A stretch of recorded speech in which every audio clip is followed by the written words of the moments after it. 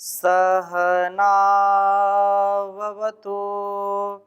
सहनौ भुनक्तु सह वीर्यं करवावहै तेजस्विनावधीतमस्तु मा विद्विषावहै। ओम शांति शांति शांति।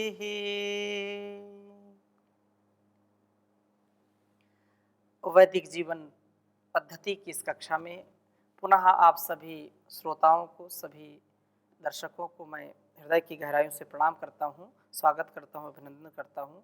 निरंतरता के साथ वेद का स्वाध्याय कर रहे हैं। कल्याणी वेदवाणी जो हमारे जीवन को सुंदर बनाने वाली है, हर प्रकार से अपने जीवन को यदि हम उन्नति के पथ पर आगे बढ़ाना चाहते हैं तो वेद का जो ज्ञान है वो सबसे महान है। वेद सब सत्य विद्याओं का पुस्तक है। वेद का पढ़ना, पढ़ाना, सुनना, सुनाना तथा आचरण में लाना हम सबका परम कर्तव्य है। इस कर्तव्य को निभाने के लिए हमको सदा उत्साह से परिपूर्ण रहना चाहिए, श्रद्धा के साथ, भक्ति के साथ अपने हर गति, हर कर्म को करने का प्रयत्न करना चाहिए। ऋग्वेद के द्वितीय मंडल का स्वाध्याय कर रहे हैं और द्वितीय मंडल में भी, क्योंकि इस मंडल में कुछ छोटे छोटे भी सूक्त हैं, बड़े बड़े सूक्त हैं, हम बहुत ही सुंदरता के साथ जिस भी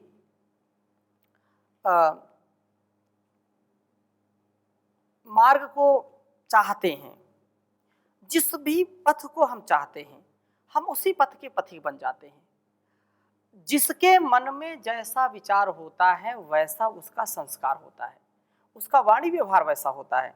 हम प्रभु से सच्चे उपासक प्रभु के बन करके उनके द्वारा दिए गए जीवन को बहुत ही सुंदरता से, बहुत ही दिव्यता से जीने का प्रयास करें तो निसंदेह हमारा हर प्रकार से प्रभु कल्याण करने वाले हैं। प्रभु की भक्ति के साथ, प्रभु की उपासना के साथ हम जीवन को जीते हैं तो अपने आप भी हमारा विकास होता है और हम स्वयं दूसरों के विकास में अपना सहयोग प्रदान करने वाले होते हैं। मैं बहुत ही सुंदर यह वेद मंत्र जो आगे बता रहे हैं उसको आपके समक्ष रखता हूँ और बहुत अच्छा उपदेश दिया है। 100 वर्ष तक जीने की कला। अभी हम दूसरे सूक्त के 18वें जो है सूक्त को आपके सामने रखेंगे। 18वें सूक्त में बहुत सुंदर वेद मंत्र हैं तो मैं आपके समक्ष पहले लिखता हूं, फिर चर्चा करूंगा।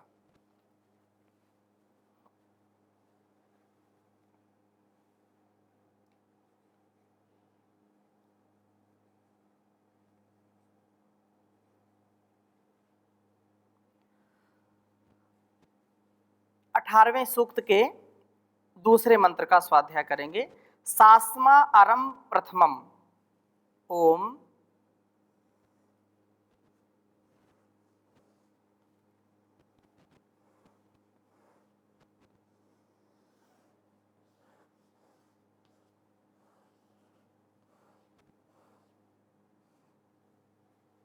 सास्मा अरम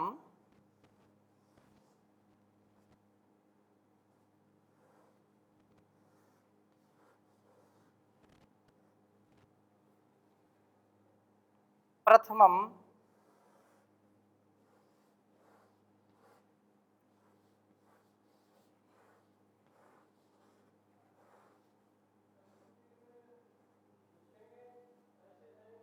स द्वितीयम उतो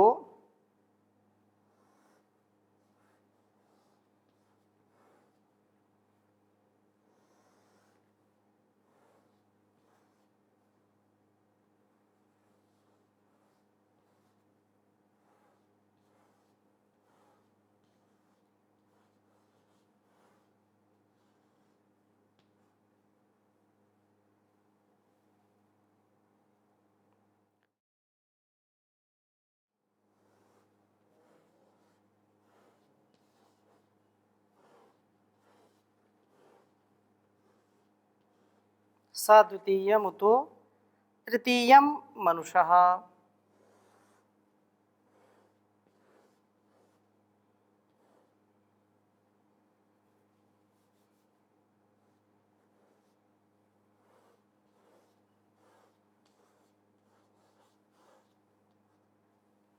तृतीयं तृतीयं मनुषः स होता।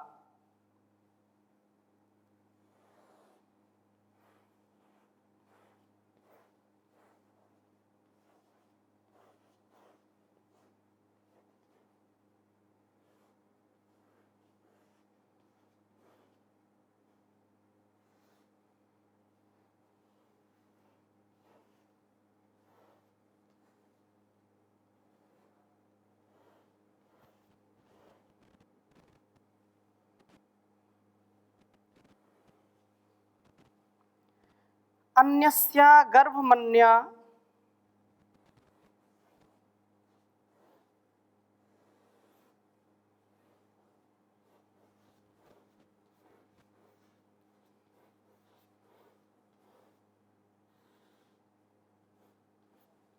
अन्यस्य गर्भमन्या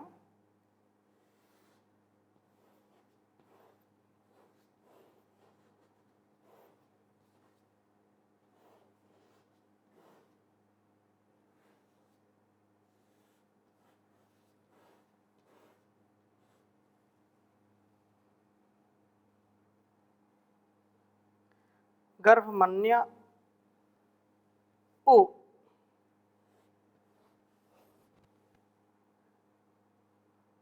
जनंत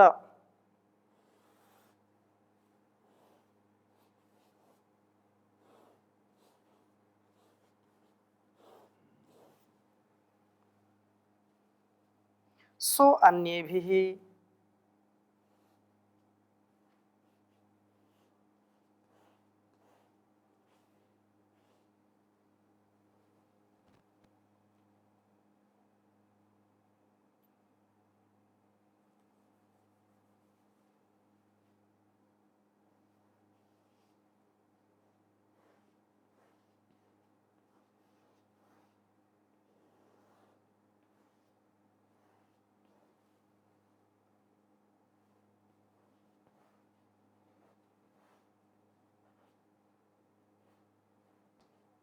सो अन्येभिः सचते जेन्यो वृषा।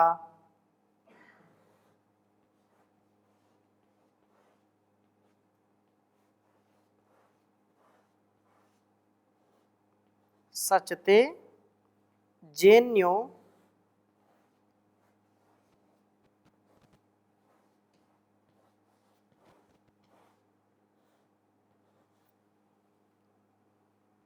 वृषा।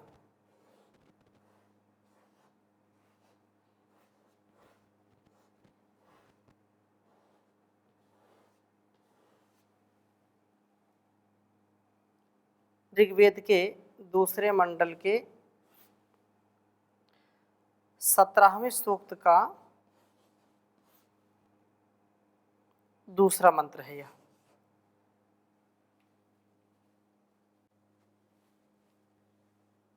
बहुत सुंदर भाव है, पहले हम उच्चारण करते हैं। ओम सास्मा अरम प्रथमं स द्वितीयं उतो तृतीयं मनुषः स होता। अन्यस्या गर्भमन्या ऊजनन्तासु अन्येभिः सचते जेन्यो वृषा। ओम सास्मा अरम प्रथमं स द्वितीयं उतो तृतीयं मनुषः स होता। अन्यस्या गर्भमन्या ऊजनन्तासु अन्येभिः सचते जेन्यो वृषा। वेद मंत्र का अभिप्राय हमको उत्साह से परिपूर्ण करने वाला है।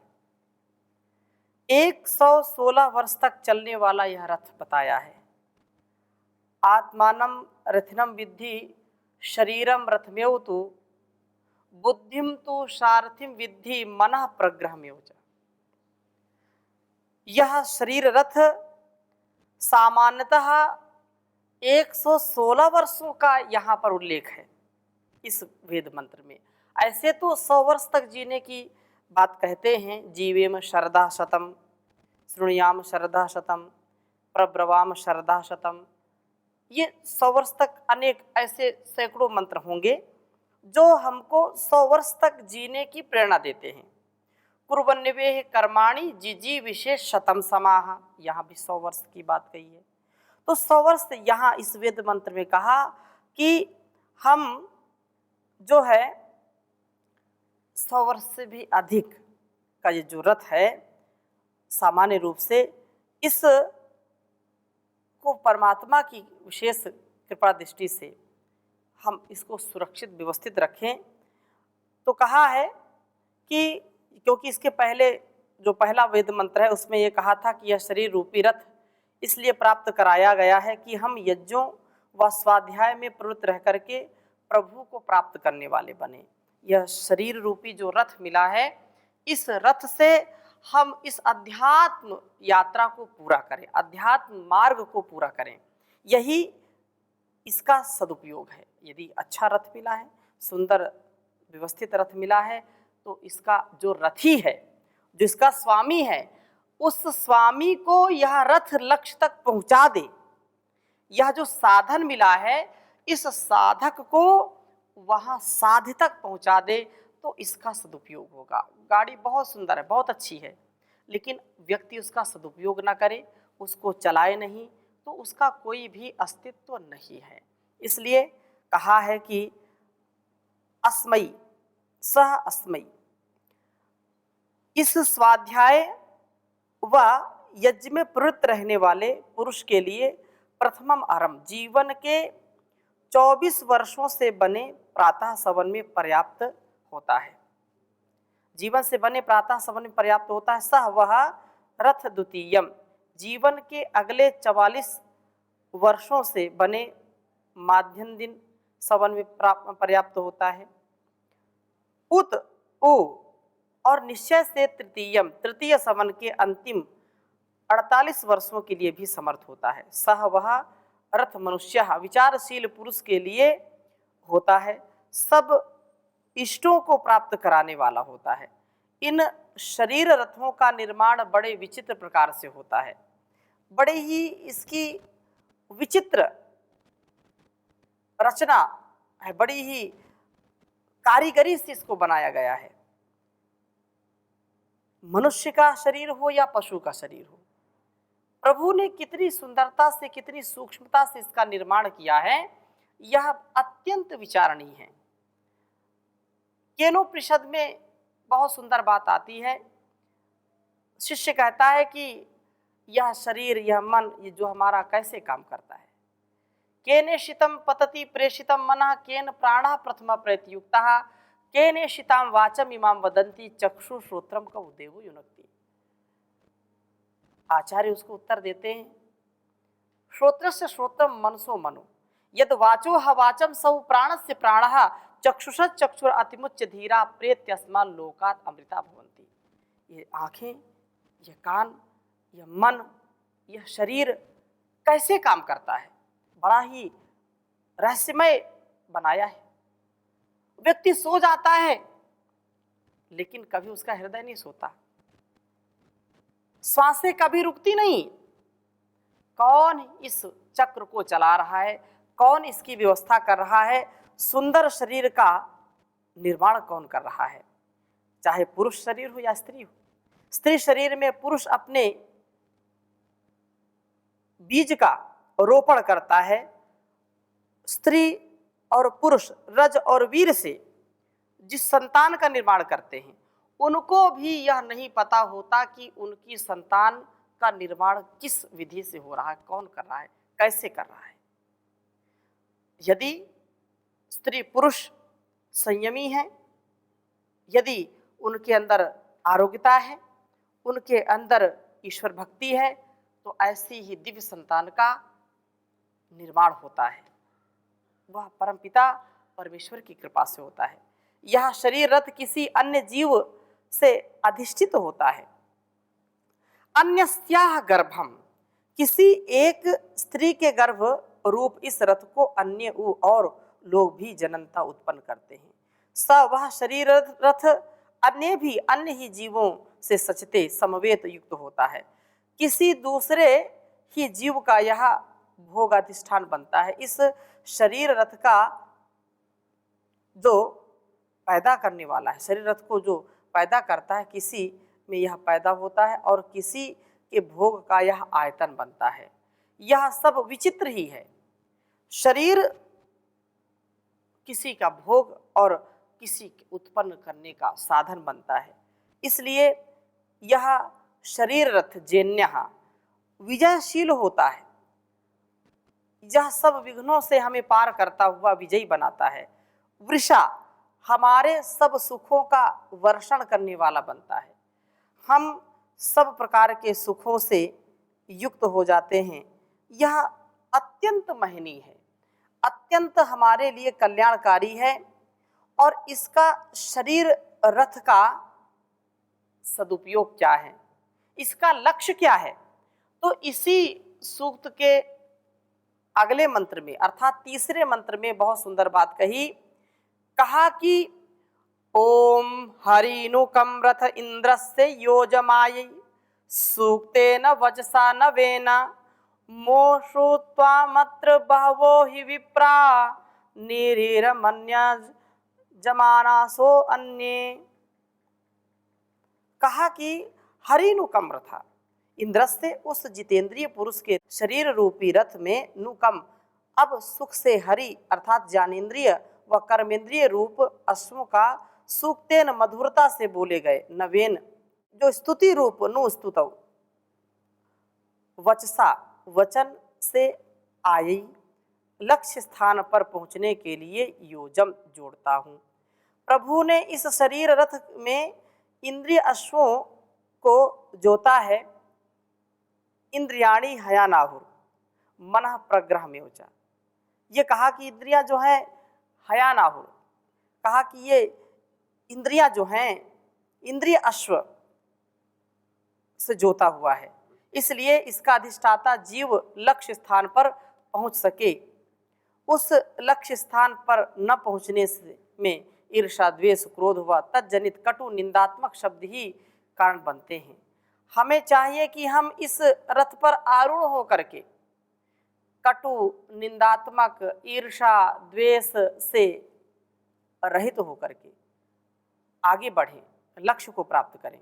हे जीव त्वाम तुझे अत्र इस जीवन यात्रा में ही निश्चय से बहवा विप्रा ये बहुत जानी पुरुष माँ उत ही अर्थात मत ही शु अच्छी प्रकार निरीरम नितराम रमणम अर्थात रमण कराने वाले ना हो जाएं, अर्थात तू व्यर्थ की उत्कंठाओं को शांत करने वाले जानों में ही ना उलझ जाए तथा अन्य दूसरे यजमानसाह यज्ञों में उलझे विप्र भी तुझे रमण कराने वाले ना हो जाएं। तो यज्ञों की परिपाटियों में ही उलझ करके स्वर्ग प्राप्त करने की धुनवाला न बन जाए, अर्थात कुछ लोग केवल इसी बात में उलझ जाते हैं और अन्य संसार के कर्मों को तिलांजलि दे देते हैं। अन्य कर्मों में उनका संतुलन नहीं रह पाता है, जिससे अनेक प्रकार के दोष उत्पन्न हो जाते हैं। हम लक्ष्य की प्राप्ति नहीं कर पाते हैं। लक्ष्य की प्राप्ति के लिए हमको जीवन में संतुलन पूर्वक संयमन करते हुए आगे बढ़ना चाहिए, इंद्रियों पर नियमन करते हुए आगे बढ़ना चाहिए। हम कहीं पर अटके नहीं, हम कहीं भूले भटके नहीं। हमको सदा सर्वदा सर्वत्र ज्ञानमय यज्ञमय जीवन को आगे बढ़ाने का प्रयत्न करना चाहिए। इसलिए कहा है कि हम लौकिक ज्ञानों व विज्ञानों का ही नहीं अपितु हर प्रकार के विज्ञान से युक्त हों। प्रभु ने हमारे शरीर रथ में इंद्रियास्त्र जोते हैं, इसलिए कि हम लौकिक ज्ञानों व सकाम यज्ञों में भी न उलझते हुए आगे बढ़ें। मधुर स्तुति रूप शब्दों को ही बोलते हुए ब्रह्म के समीप पहुँचने वाले हों। हम कटु भाषण कभी न करें, हम कभी भी दूसरों को दुख देने वाला कार्य न करें। हमारे जीवन में बहुत सुंदरता से दिव्यता से भव्यता से आगे बढ़ने का सामर्थ्य हमको प्राप्त होता रहे। इसलिए बहुत सुंदर प्रार्थना कही है, प्रभु की भक्ति के साथ जीवन को जिए। एक बार भजन कर ले, मुक्ति का जतन कर ले, कट जाएंगे जन्म मरण, प्रभु का सुमिरन कर ले। एक बार भजन कर ले, यह मानव का चोला हर बार नहीं मिलता, जो गिर गया डाली से वह फूल नहीं खिलता, मौका है ये जीवन का,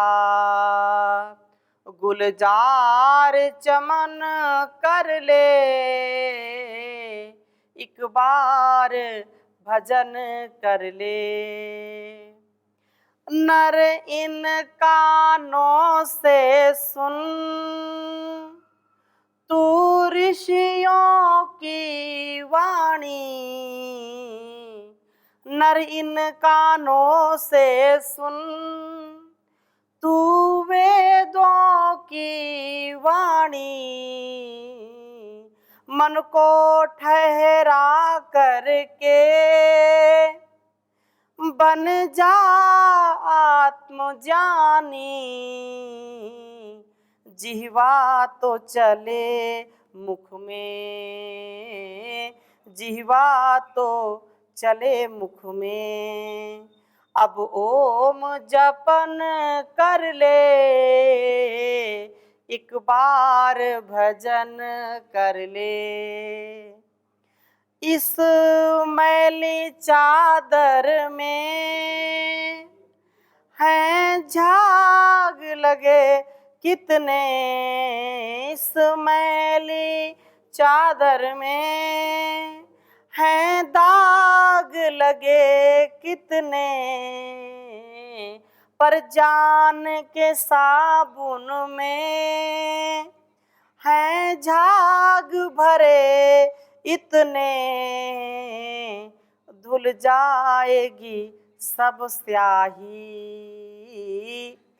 धुल जाएगी सब स्याही, उजला तन मन कर ले, एक बार भजन कर ले। वेदों में गूंज रही मंत्रों की मधुर ध्वनियाँ, बलिदान के इस युग में तू गूंथ नई कड़ियाँ, अब तो प्रभु के आगे नीची गर्दन कर ले, एक बार भजन कर ले, मुक्ति का जतन कर ले, कट जाएंगे जन्म मरण,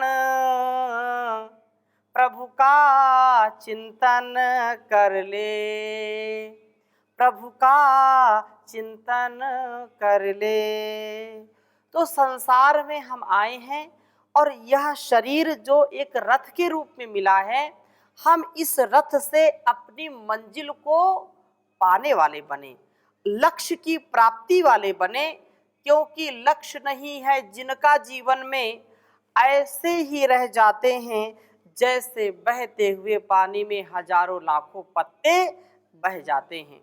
हमारा प्रभात जागरण से लेकर के शयन पर्यंत एक एक विचार, एक एक पल बहुत दिव्यता से व्यतीत होना चाहिए। हम अपने जीवन को सुंदर बनाएं, सफल बनाएं, सक्सेसफुल बनाएं और 100 वर्ष से भी अधिक जीने का प्रयत्न करें। अपने आचार विचार व्यवहार को सुंदर बनाएं। तो इन्हीं शुभकामनाओं के साथ, मंगल कामनाओं के साथ आज की इस वेद वाणी को यहीं पर विराम देते हैं। शेष चर्चा अगली कक्षा में करेंगे। ओम शांति शांति शांति।